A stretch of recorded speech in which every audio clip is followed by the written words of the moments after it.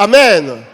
Chers frères et sœurs, nous avons vu vendredi soir, donc comme je vous ai dit, je vais intervenir en trois temps dans le sujet de votre réveil. Donc, nous avons vu dans l'approche, que notre approche de Dieu comprend trois dimensions. Je cherche mes notes et après je suis à vous.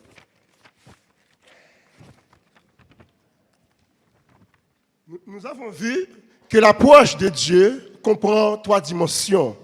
Et vendredi soir, je suis resté sur le thème en définissant le verbe approcher.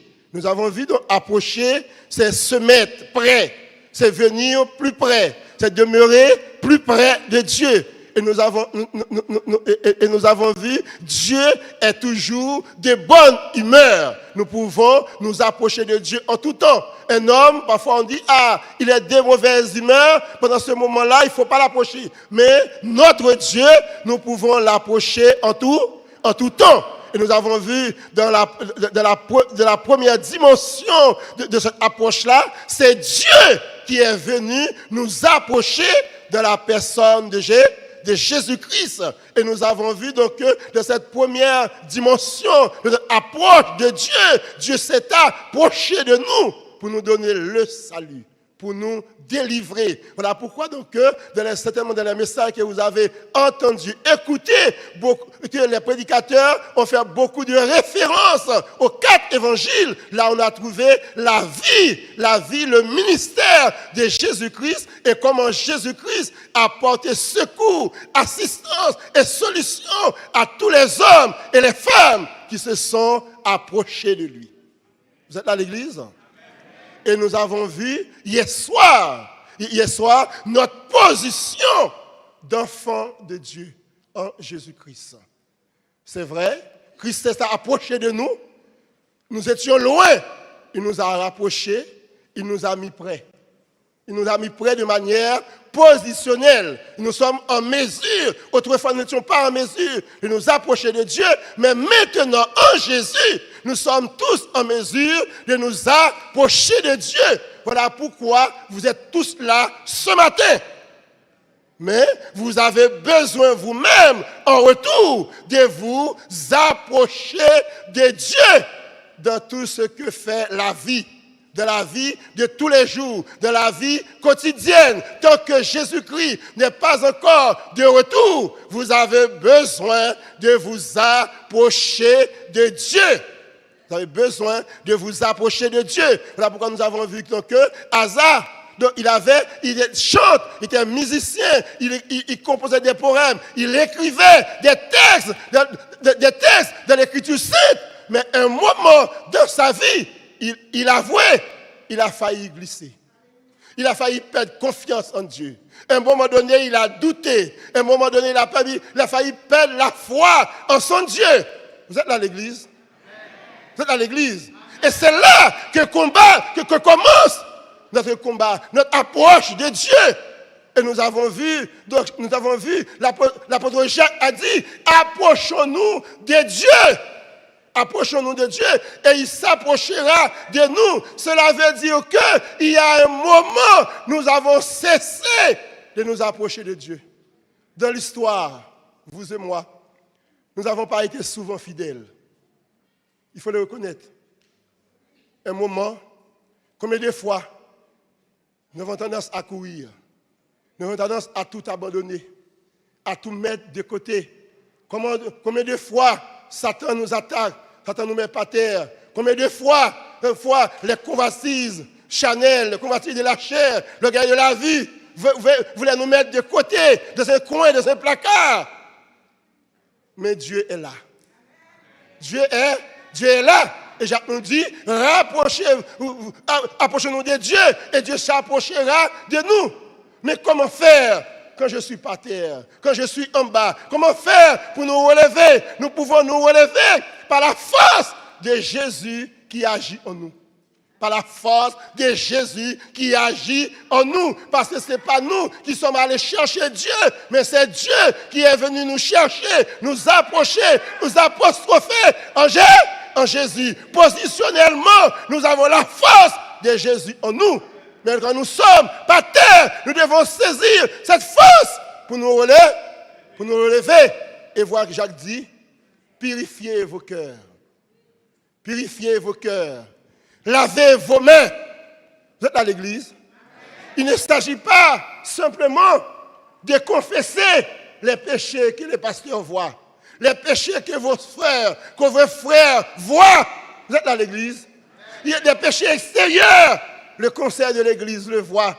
Les péchés extérieurs, le pasteur le voit. Les péchés extérieurs, les frères et sœurs de la foi les voient. Les péchés extérieurs que vous commettez, le monde le voit. Le monde crie derrière vous. C'est facile de les confesser. C'est facile de les reconnaître. Amen.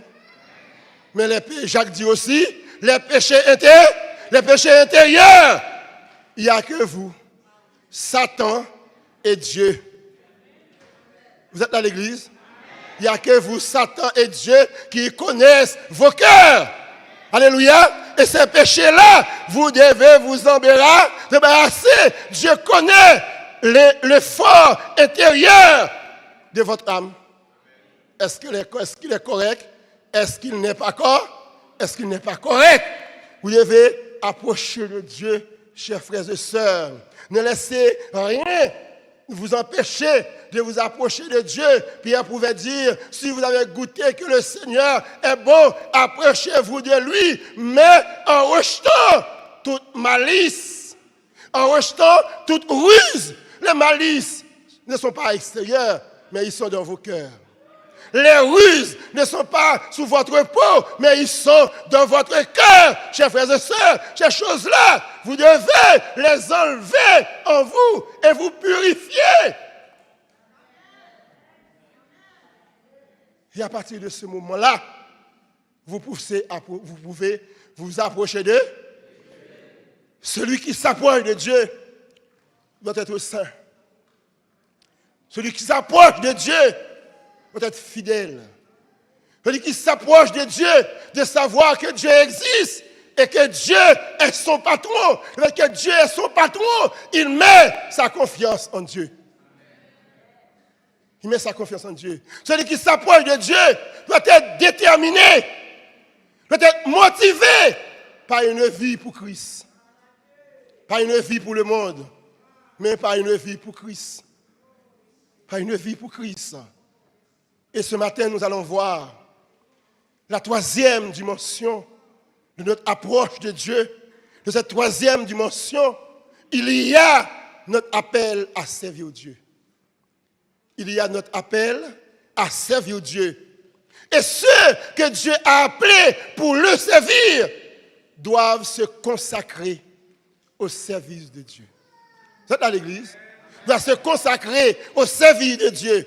Se consacrer au service de Dieu, c'est être disponible. Vous êtes à l'église? C'est être disponible et disposé à faire ce que Dieu vous demande de faire.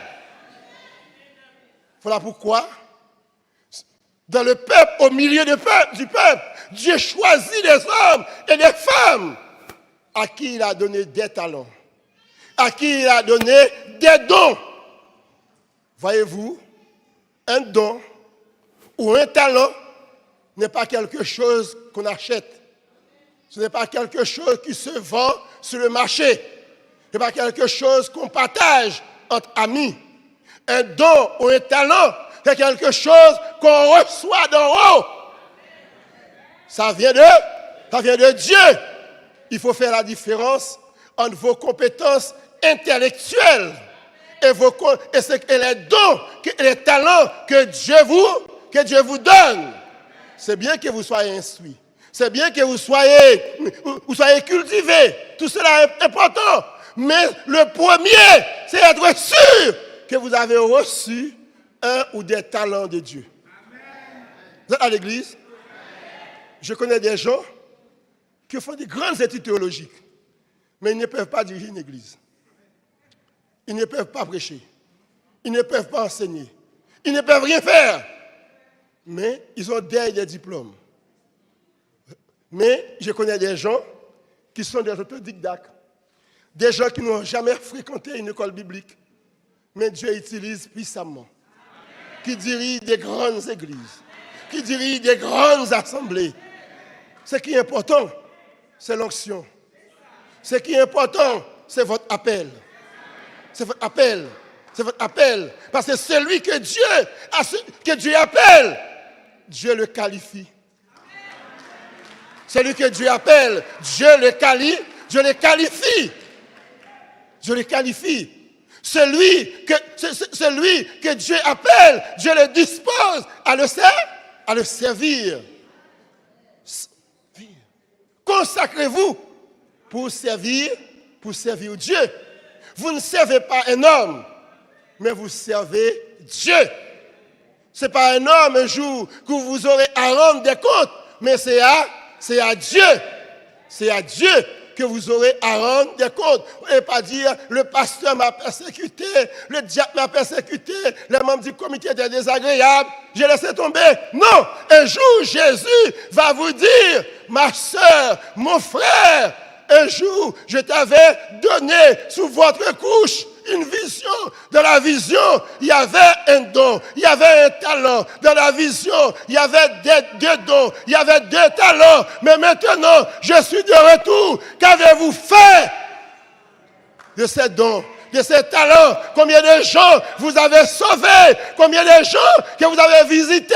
Combien de gens ont été guéris, touchés, émerveillés par ma grâce quand vous leur parlez? Le fruit normal d'un chrétien, c'est un autre chrétien. Nous sommes sauvés pour sauver les autres. Nous sommes sauvés pour sauver les autres. Nous sommes un peuple conquis par Christ à la croix. Et nous sommes en route vers le ciel. Au milieu de nous, le Christ ressuscité, en Philippiens 4, à partir du verset 8, a fait des dons aux hommes. La parole de Dieu déclare, il est entré juste dans la région inférieure de la terre. Étant monté, il a fait des dons aux hommes. Les uns comme apôtres, les uns comme évangélistes, prophètes, pasteurs et docteurs. Mais il dit, pour le perfectionnement des saints, que l'église de Christ arrive à la stature parfaite de Christ. Et tout cela forme un juste assemblage en Christ le Seigneur. Alléluia. Vous savez, chers frères et sœurs, servir Dieu, c'est le plus beau métier du monde.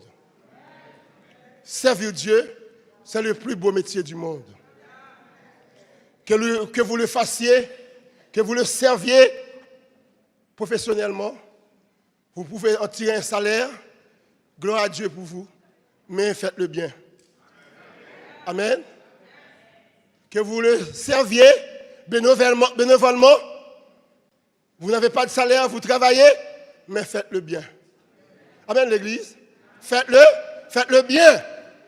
Parce qu'en vérité, chers frères et sœurs, que vous soyez maestro de chorale, que vous soyez maestro d'un groupe de l'Église, que vous soyez responsable de l'école dimanche, que vous soyez à la tête d'une activité, que vous balayez la salle de l'église, vous ne travaillez pas en vain. Amen. Vous ne travaillez pas en vain. Dieu vous récompense. Il est écrit dans les évangiles, il n'y a pas un homme qui a laissé ses parents, son frère, ses soeurs, son père, sa mère, auquel je ne bénis pas au centime. Amen. Ne prenez pas les grâces de Dieu en vain. Laissez un temps dans votre vie pour servir Dieu. Et si vous êtes en train de laisser le travail de Dieu, amen, revenez dans le travail de Dieu. Amen. Revenez dans le travail de Dieu. Si vous avez déposé comme l'homme qui avait reçu un seul talent, quel feignant, quel paresseux. C'est désolant. Les autres ont reçu 5, 2, mais lui, il a reçu un seul. Il l'a mis dans un coin. Vous êtes à l'église? Il n'a rien fait du tout. Mais vous, qu'importe que vous avez reçu 5, 2, 3 ou un seul, Parce qu'en vérité, chacun de nous a reçu un don. Vous êtes à l'église?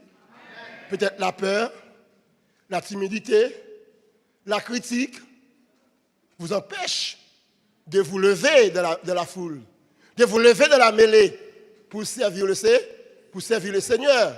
Mais le Seigneur lui-même, quand il reviendra, tu ne vas pas lui dire que j'étais timide. Tu ne vas pas lui dire je ne voulais pas que les gens m'observent. Tu ne vas pas lui dire je ne voulais pas que le pasteur me dise que j'avais mal prêché. Tu vas lui dire ça, mais il va te dire que qu'as-tu fait? Ce n'est pas le pasteur qui va vous juger, mais c'est Dieu qui va vous juger, chers frères et sœurs. C'est Dieu qui va vous juger. Il faut servir le Seigneur comme le Seigneur vous demande de le servir. Vous devez servir Dieu avec fougue, avec détermination. Vous devez servir Dieu avec votre force. Vous devez vous investir dans le travail du Seigneur, que ce soit un investissement physique, matériel, financier. Vous devez embrasser le travail du Seigneur à bras le corps, chers frères et sœurs. Amen. Nous trouvons, chers frères et sœurs, un texte en 1 Corinthiens 3. En 1 Corinthiens chapitre 3, que vous connaissez, mais je vais encore vous faire ce matin cette piqûre de rappel.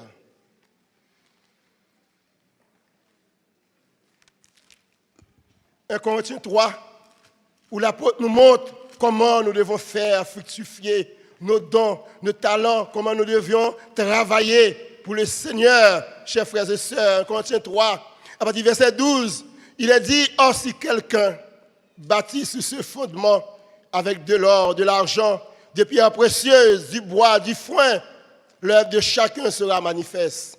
Car le jour la fera connaître, parce qu'elle se révélera dans le feu, et le feu éprouvera l'œuvre de chacun. » Chers frères et sœurs, c'est Dieu qui jugera. Mais vous êtes appelés à travailler pour Dieu. Vous me direz, c'est lui qui bâtit avec de l'or. Certainement, il y aura une récompense. Amen. Amen, l'Église. Amen. Celui qui bâtit avec de l'argent aura certainement une récompense. Celui qui bâtit avec des pierres précieuses aura certainement une récompense. Mais celui qui bâtit avec du bois, du foin, du chaume, ce sont ceux qui ne font aucun cas du talent ou des dons que Dieu leur a donné, que leur Dieu leur a donné. Et là, la parole de Dieu dit que, au jour du jugement, mais votre œuvre sera manifeste devant le Seigneur. Et Paul déclare, plus haut au verset 9, car nous sommes ouvriers avec Dieu. Vous êtes le champ de Dieu, l'édifice de Dieu. Nous ne sommes pas ouvriers avec le pasteur. Nous ne travaillons pas pour le pasteur. Mais nous travaillons pour Dieu. Et c'est Dieu qui nous a donné des dons pour le servir. C'est Dieu qui nous a donné des talents pour le servir. C'est-à-dire que Dieu nous met en capacité pour le servir. Et nous devons le servir lui et lui seul. Nous dit en Jean 15, verset 16, ce n'est pas vous qui m'avez choisi, mais c'est moi qui vous ai choisi. Vous êtes là à l'église? Ce n'est pas vous qui m'avez choisi.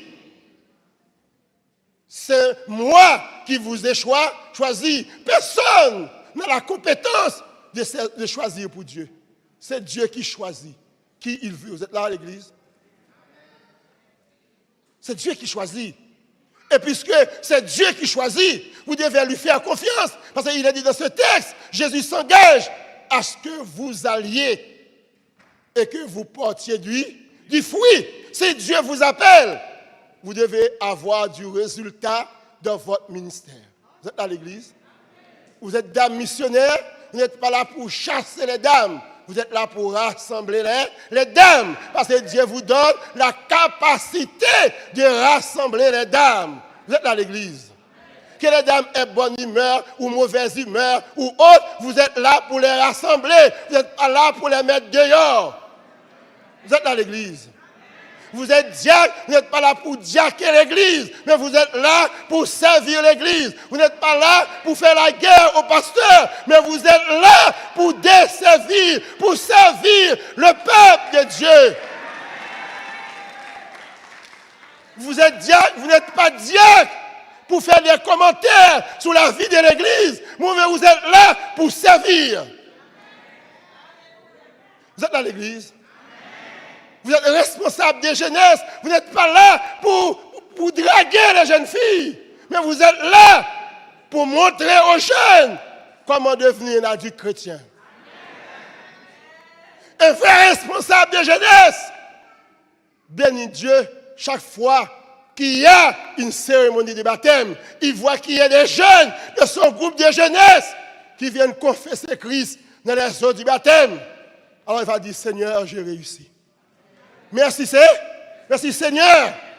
Vous êtes dans l'église. Vous n'êtes pas là pour chasser les jeunes. Vous n'êtes pas là pour critiquer les jeunes. Mais vous êtes là pour rassembler les jeunes. Pour recevoir leur déliance. Pour les accompagner.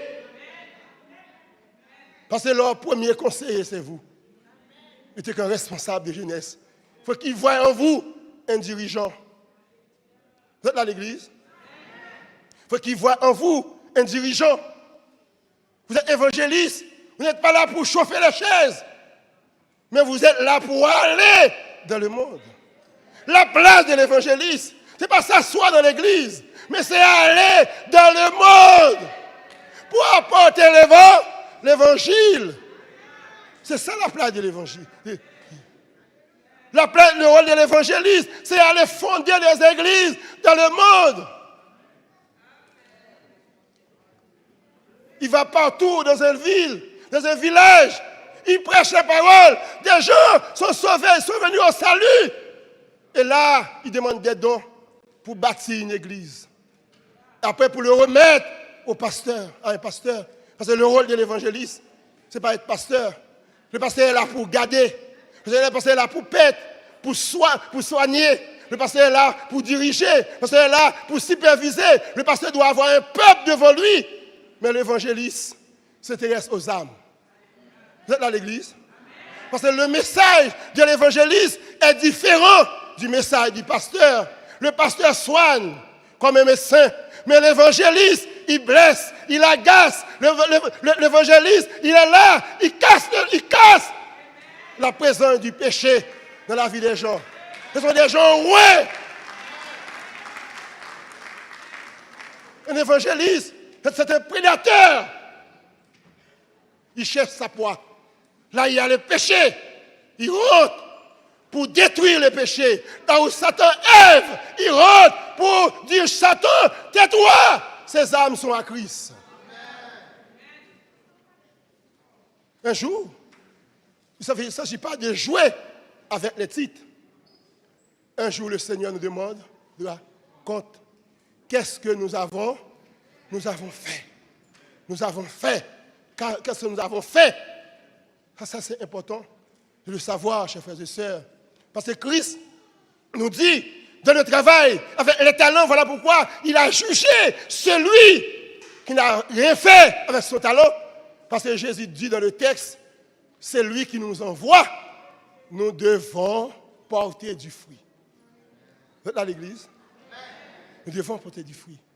Et nous ne devons pas nous prendre trop au sérieux. Dans le jeu, c'est Christ qui est indispensable. Nous ne sommes pas indispensables. Je ne suis pas indispensable.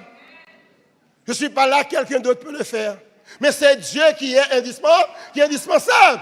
Il a dit donc en Luc 17, tout ce que vous avez fait. Même quand vous l'avez fait bien, considérez que vous avez été un serviteur inutile. Vous n'avez fait que ce que Dieu vous avait demandé de faire. Chers frères et sœurs, servez le Seigneur. Marchons avec le Seigneur.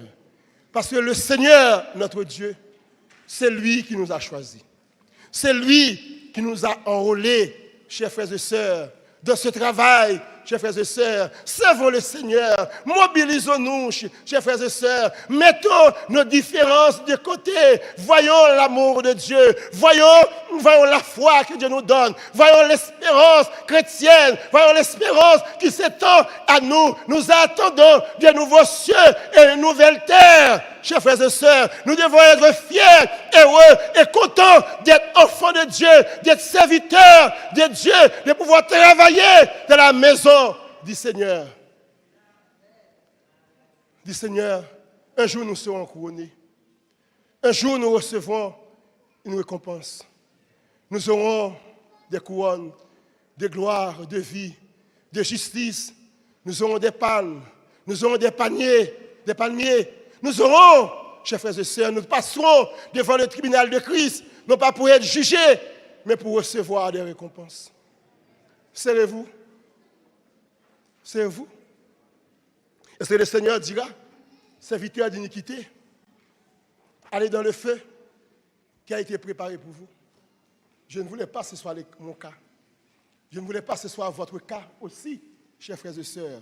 Nous devons faire de notre mieux pour porter du fruit, chers frères et sœurs, pour porter du fruit. Parce que de ces fruits-là, chers frères et sœurs, ça montre que nous avons bien œuvré, que nous avons bien travaillé pour le Seigneur éternel, notre Dieu. Ne voyons pas une barrière, ni à gauche, ni à droite.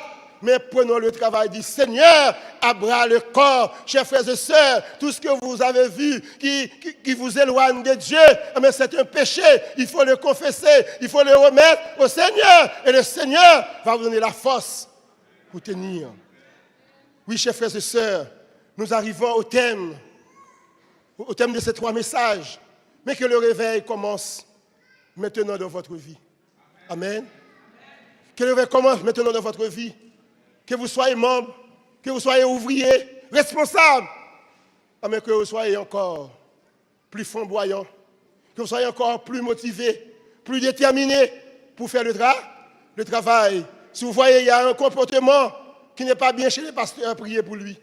Vous êtes à l'église, ce n'est pas abandonné. Vous voyez quelque chose qui ne va pas dans le frère, priez pour lui. Il ne faut pas abandonner. Vous avez vu un diacre qui a mal parlé, qui a mal agi, n'abandonnez pas, mais priez pour lui. Vous êtes dans l'église? Amen, l'église. Parfois, il dit, je ne sais pas qu'on me parle mal, mais c'est normal qu'on vous parle mal. Parfois Satan agit. Parfois, la chair est là encore. Voilà pourquoi c'est un combat. Priez pour moi, et moi, je prie pour vous. Et nous remporterons la victoire ensemble. Nous rentrerons dans la gloire ensemble, chers frères et sœurs. Nous rentrerons dans la gloire ensemble. Tenons-nous la main les uns les autres, et le monde verra que nous sommes un dans le lien d'amour. Oui, je t'aime, mon frère, je t'aime, ma sœur, de l'amour du Seigneur, car je vois en toi la gloire de mon roi. Nous avons une seule devise, c'est de servir Dieu. Nous avons un seul objectif, un seul but, c'est de briller pour Dieu. C'est de briller pour Dieu. C'est de voir que le travail de mon frère réussit dans le Seigneur. C'est de voir que le travail du pasteur réussit dans le Seigneur. C'est de voir le travail de l'évangéliste réussit dans le Seigneur. Que le pasteur réussit. C'est toute l'église qui a réussi. Vous êtes dans l'église. Vous êtes dans l'église. Si l'évangéliste réussit, c'est toute l'église qui a réussi. Si un membre de l'église a réussi, il y a toute l'église qui a réussi. Ce matin, nous avons vu la sœur mon premier, nous avons tous applaudi. Ça, vous êtes dans l'église. Dimanche matin, à l'église, Dieu fait des miracles, Dieu agit, chers frères et sœurs. J'ai un frère à l'église, il a plus de 7 ans, il a un cancer du sang. Mais on lui fait des lasers, on lave son sang, on lave tout, le frère Eliscar. Mais il n'est jamais venu à l'église. On dit qu'il allait mourir. Mais depuis 7 ans, il est là encore. Vous êtes à l'église? Et après des années, on n'a jamais vu à l'église. Je rends visite. Mais avec le confinement, le Covid, on rentre un peu de visite. Mais dimanche matin, je l'ai vu entrer à l'église. Avec une canne. Il boite, il a une canne à la main, mais il est là. Vous êtes à l'église? Ça me fait approcher du Seigneur. C'est ça qui doit nous rendre fiers.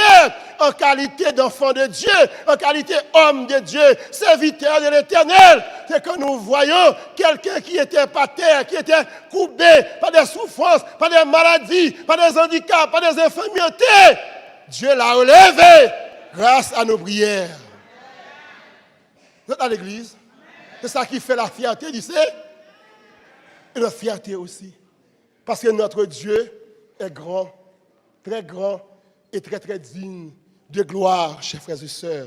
Alors, chers frères et sœurs, approchons-nous pour appliquer ces 3 messages. Approchons-nous de Dieu en toutes circonstances, comme nous l'avons vu hier soir. Bon temps, mauvais temps, comme Asaph. Nous pouvons nous poser des questions. Nous pouvons être perplexes de certaines situations, voire glisser, chanceler, tomber, mettre en doute notre foi, la bonté de notre Dieu, la fidélité de notre Dieu. Mais restons au pied du roi des rois. Restons au pied du Seigneur des seigneurs. Restons au pied du Maître. Nous, les enfants de Dieu de la nouvelle alliance, nous savons tout le châtiment des méchants, que les bénédictions des justes que nous sommes, chers frères et sœurs, se prolongent au-delà de la mort. Nos bénédictions ne s'arrêtent pas ici-bas. Nos bénédictions se prolongent au-delà de la mort. Car ce qu'il a dit en Apocalypse, heureux ceux qui meurent dans le Seigneur. Ils se reposent dès à présent de leurs travaux et leurs œuvres les suivent. Alléluia. Merci Seigneur. Merci Seigneur. Merci Seigneur.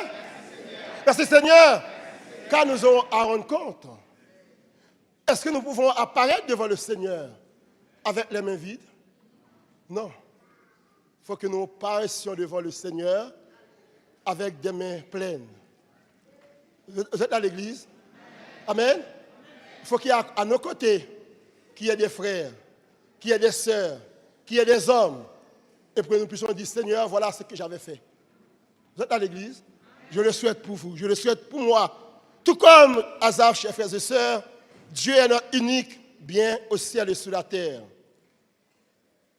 Mais que nous soyons accablés par divers soucis, divers problèmes, Dieu est et demeure notre rocher, notre partage, notre calice, celui qui nous assure notre lot. Les méchants peuvent s'être prospérés matériellement, de tous les biens matériellement, mais tous les biens spirituels des justes que nous sommes dureront éternellement et nous suivrons dans l'éternité, chers frères et sœurs. À l'instar d'Asaph, de Psaume 73 que nous avons vu hier, nous pourrons conclure comme déclarant que ceux qui s'éloignent de Dieu et qui sont infidèles périront.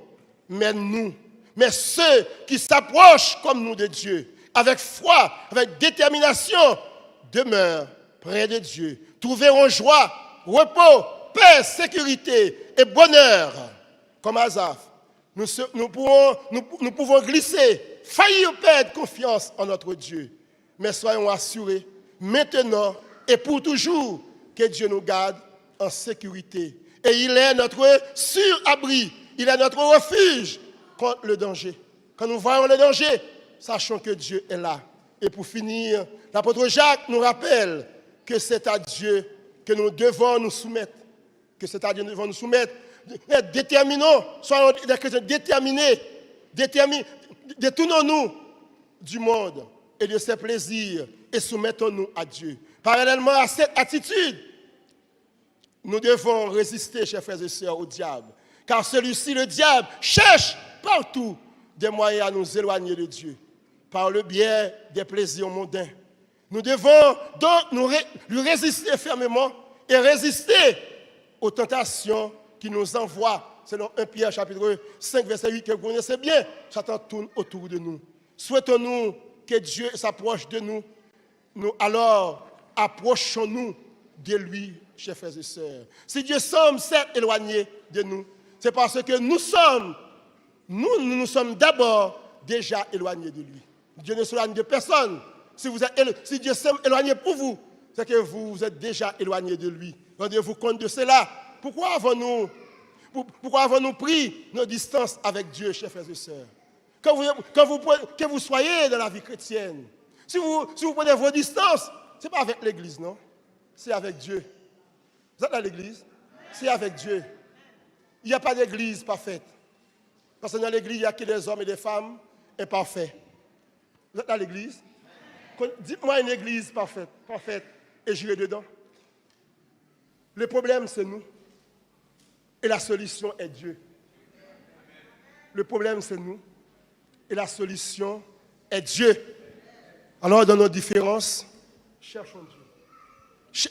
Cherchons Dieu, et Dieu nous élèvera, chers frères et sœurs. Généralement, c'est à cause d'un péché que nous refusons d'abandonner. Parfois, nous sommes là. Nous savons bien le problème, ce n'est pas le comité. Le problème, ce n'est pas le pasteur. Le problème, ce n'est pas le frère. Le problème, ce ne sont pas les autres. Mais le problème, c'est toi. Le péché qui est gangréné, comme un cancer qui tue, il est là en toi, attaché en toi. Tu as insomnie, tu prends des somnifères, mais tu n'arrives pas à dormir. Parce que Dieu te dit, ce péché, abandonne-le. Et tu ne veux pas l'abandonner.